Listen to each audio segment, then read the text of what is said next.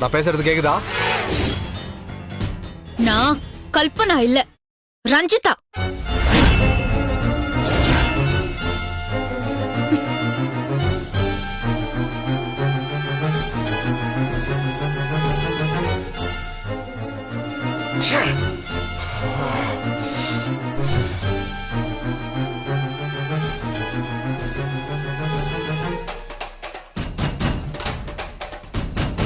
ஏய், உனக்கு மேனஸ் இல்ல?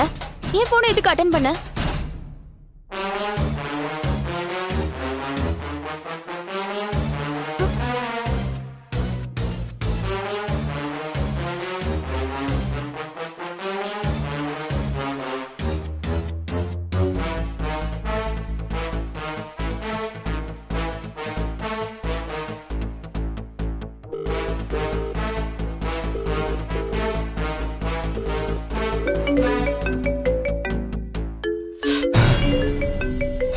கல்பனாவா ரஞ்சிதாவா தெரியலையே.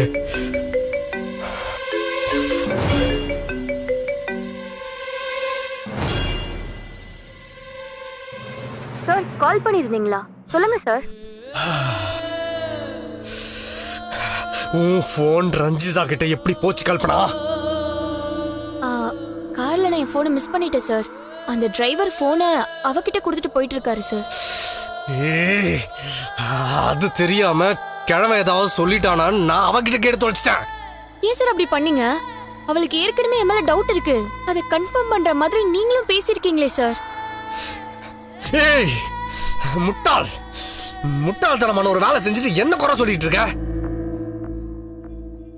போன கையில வச்சுக்க வேண்டியதானே, அது என் கார்ல வச்சுட்டு வந்த. அந்த ஆள் என்ன போட்டு கொடுத்துட போறாரோங்கிற டென்ஷன்ல போனை மறந்து வச்சுட்டேன் சார். கல்பனா, என்ன டென்ஷன் இருந்தாலும் இந்த மாதிரி விஷயத்துல கேர்லெஸ்ஸா இருக்க கூடாது. நீ பண்ண வேலைனால இப்ப 2 பேருமே சிக்கல்ல மாட்டிக்கிட்டோம். ரஞ்சிதா நான் சொன்னதை வச்சு என்கொயரி ஆரம்பிச்சிடும். அதை எப்படி சமாளிக்க போற? தெரியல சார், ஆனா அந்த ஆள் பேசாத வரைக்கும் நான் சேஃப் தான். ஏய், இப்ப கிடைச்ச க்ளூவை வச்சு அந்த ஆளை பேச வைக்கிறதுக்காக ரஞ்சிதா எல்லா முயற்சியும் செய்வா. அவர் வாயை திறக்க போறாருன்னா நம்ம ஏற்கனவே பயந்துட்டு இருந்தோம்.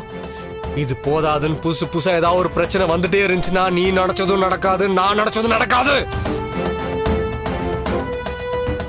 இங்க பார், நீ ஏதாவது செஞ்சு அருணை கல்யாணம் பண்ணிட்டு என் லைனை கிளியர் பண்ணுவேன்னு நினைச்சிட்டு இருக்க. ஆனா நீ ஒவ்வொரு தடவையும் என்ன ஏமாத்திட்டே இருக்க கல்பனா. இதுக்கு மேலே உன்னையே நம்பிட்டு இருந்தா இது வேலைக்காவது போல இருக்கு.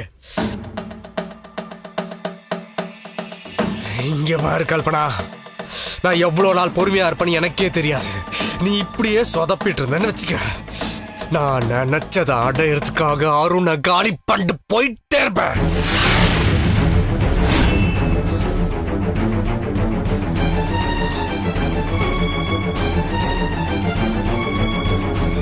என்ன சார் இப்படிலாம் பேசுறீங்க? என்ன மாதிரி நீங்களும் ஏதோ பிளானோட தான் இருக்கீங்க போல இருக்கு. காரணம் இல்லாம யாரும் எதையும் செய்யறதில்ல கல்பனா. என் பிளான் என்னன்றது உனக்கு தேவையில்லாத விஷயம். சீக்கிரம் அருணை கல்யாணம் பண்ணிக்க என்ன வழின்னு மட்டும் பாரு, இல்லன்னா நான் சொன்னதுதான் நடக்கும்.